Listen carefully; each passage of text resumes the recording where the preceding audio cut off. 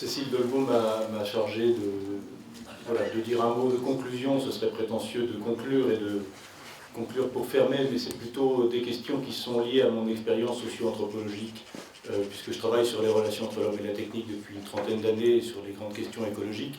Et donc je vais vous livrer, un peu comme un témoin, un petit peu ce que m'a donné à penser, ce que j'ai pu saisir de ce qui a été développé aujourd'hui, sachant que j'étais en même temps avec Jean-Michel Beignet, qui est un philosophe qui travaille sur le transhumanisme, dans un séminaire que nous animons ensemble à côté, donc j'ai fait des allers-retours. C'était très intéressant, je pense que Jean-Michel Beignet aurait pu au fond très très bien conclure ce colloque avec des questions. Et donc je vais vous livrer un petit peu ces questions qui se sont fait jour, enfin sur lesquelles je travaille depuis longtemps, mais qui ont été réactivées par ce que j'ai entendu. Et ça fait écho d'ailleurs à ce qui m'est arrivé hier matin. Pour faire très court, je connais un peu ces questions de thérapie et de méthode, puisque j'ai un enfant trisomique autiste que j'accompagne depuis 12 ans, dans différents lieux, et auprès de différents spécialistes, où d'ailleurs cette technologie, enfin ces techniques tendent à se faire jour. Et je voyais sa psychologue hier matin, qui me disait au titre de l'entrevue, on parlait de ça, je lui parlais donc du colloque et de cette thématique, et elle me dit en partant, en serrant la main, vous savez, ce qu'il y a de plus précieux, c'est l'humain. Voilà, c'est tout ce qui nous reste. Et au fond, c'est cette question qui était lancinante que j'ai traînée toute la journée entre cette salle et puis celle d'à côté. Alors à travers ces quelques réflexions, bon, nous sommes dans un monde, et depuis pas très longtemps au fond, où nous sommes condamnés, ou en tout cas sommés de vivre avec des machines, alors que nous avons d'une certaine manière fabriqué, engendré, conçu, pas nous personnellement tous, mais enfin disons l'humanité moderne.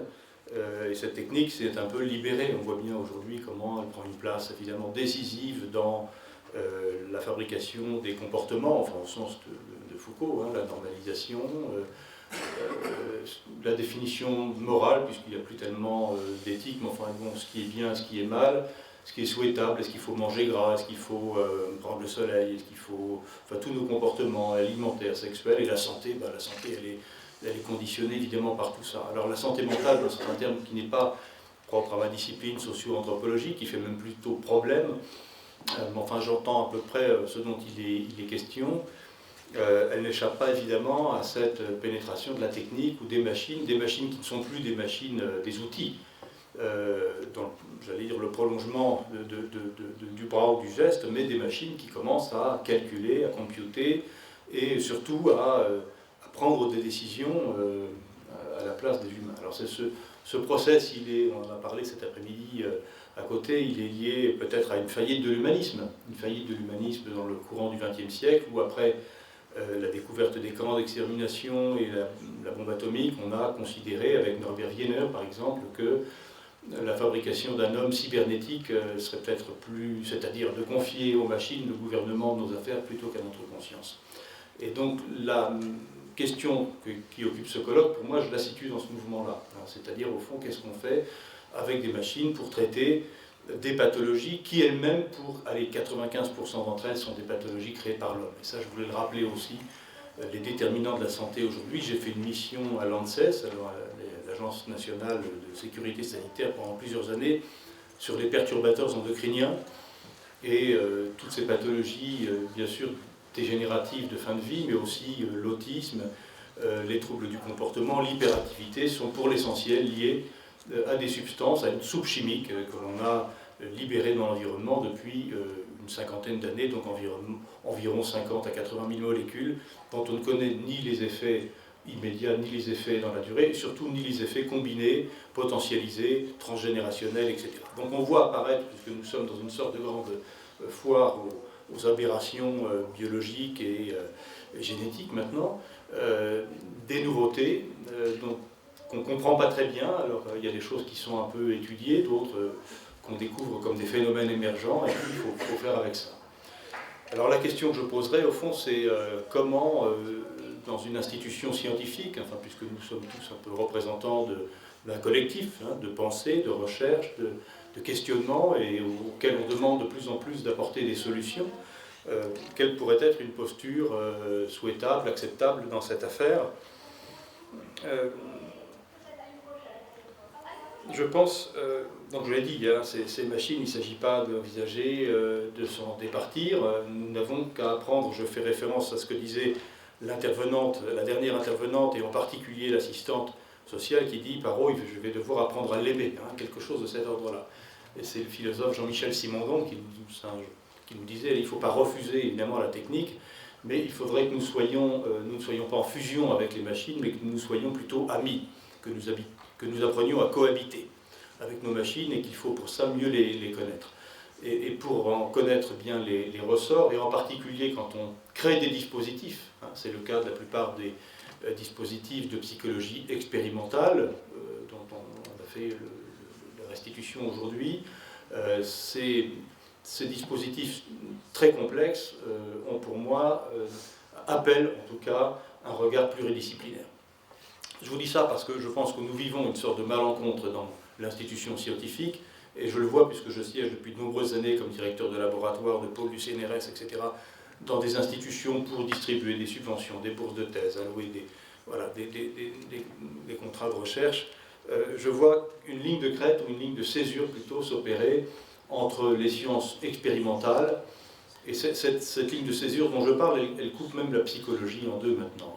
Laissant d'un côté la psycho, on pourrait dire, inspirée de la psychanalyse, des sciences du langage, du son, du symbole, du code, et la psychosociale également, coupée des neurosciences qui sont en train évidemment de prendre de l'ampleur dans une époque qui est effectivement vouée à la technique. Et pour moi c'est assez problématique, puisque d'un côté on a un mouvement de la technoscience, hein, qui a tendance, on pourrait dire, à produire de plus en plus, à expérimenter et à s'immiscer dans la vie quotidienne, puisque les expérimentations qu'on nous a présentées, je ne peux pas m'empêcher de les voir aussi comme étant la fabrication d'un nouveau milieu et des conditions de vie qui sont celles, par exemple, des gens en fin de vie dans les EHPAD ou des malades pris en charge dans les institutions publiques, c'est-à-dire chacun de nous potentiellement demain, après-demain. Et donc cette césure, elle laisse d'une certaine manière, je le vis en tout cas un peu comme ça, les humanités, et on pourrait dire la conscience critique, un peu seule, et elle laisse ce mouvement de la technoscience partir, on pourrait dire, sur une trajectoire qui est, pour le coup, un peu incertaine. Je suis désolé si j'apporte une sorte de modération ou de perspective critique, mais je souhaitais que mon intervention soit celle-ci. Alors l'enjeu pour la recherche, pour aller très vite, le premier, je viens de le citer, c'est d'envisager une pluridisciplinarité entre les sciences expérimentales ou les neurosciences, les sciences vraiment liées à la technique, et les sciences humaines et leur héritage, non pas seulement en invitant les sciences humaines, les humanités, comme on disait autrefois, hein, dans l'université ou dans les grandes écoles, à servir de conscience morale d'une certaine manière, ou de cache-sexe à la mise en œuvre de pratiques expérimentales, techniques, mais à les associer dans la définition même des objets de recherche. C'est un peu dans ce sens que j'essaie d'emmener notre laboratoire, le CEREV, ou le pôle pluridisciplinaire de la Maison de la Recherche, que je co-dirige avec un biologiste moléculaire qui s'appelle Gilles-Éric Siralini et qui est connu pour ses travaux sur les OGM et les maladies environnementales. Donc ça, c'est un premier point. Et le deuxième, c'est l'enjeu éthique, que j'appellerais aussi anthropologique. Dans cette affaire, pour aller très vite quand même, il faut rappeler que l'humanité, ça signifie deux choses. L'espèce humaine, le biologique d'un côté, avec le corps, le soma, etc., y compris le cerveau, hein, qui est une sorte de machine peut-être les plus complexes qu'ait produit l'univers pour l'instant, ce que nous connaissons, et de l'autre, l'anthropologie, c'est le souci de l'humanité de l'homme, c'est-à-dire ce qui nous fonde en tant qu'être humain avec nos systèmes de croyances, nos valeurs, et ce que nous considérons comme étant acceptable ou non acceptable. Donc une question que pour moi pose les pratiques auxquelles j'ai assisté à travers les restitutions d'aujourd'hui, c'est au fond dans quel monde voulons-nous vivre et avec quel type d'humanité.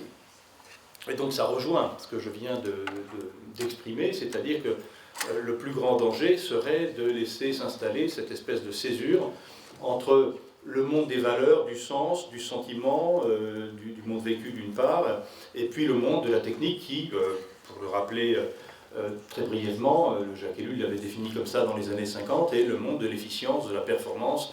Et ces machines, vous voyez bien que dans quelques années, pas quelques dizaines d'années, hein, mais dans quelques années, elles auront atteint encore des potentialités littéralement exponentielles. Donc je pense qu'il faut avoir une réflexion, une auto-réflexivité dans nos pratiques sur tout ça. Je m'adresse surtout aussi aux jeunes gens qui sont là, étudiants, futurs chercheurs, et à intégrer ces questions dans nos pratiques.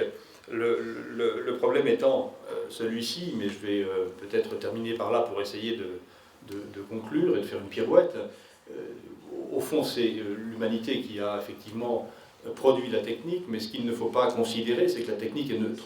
Elle est tout sauf neutre. La technique construit, fabrique le monde, elle fabrique le milieu dans lequel, au fond, nous sommes destinés à vivre. Et donc, en retour, elle nous constitue le téléphone portable, les écrans, le fait de disposer aujourd'hui de mémoire artificielle, de silicium, de processeurs, de calculateurs, nous constitue comme espèce humaine et comme genre humain, un genre qui est très différent de l'humanité qui nous a précédés. En cela, c'est une question d'enjeu éthique.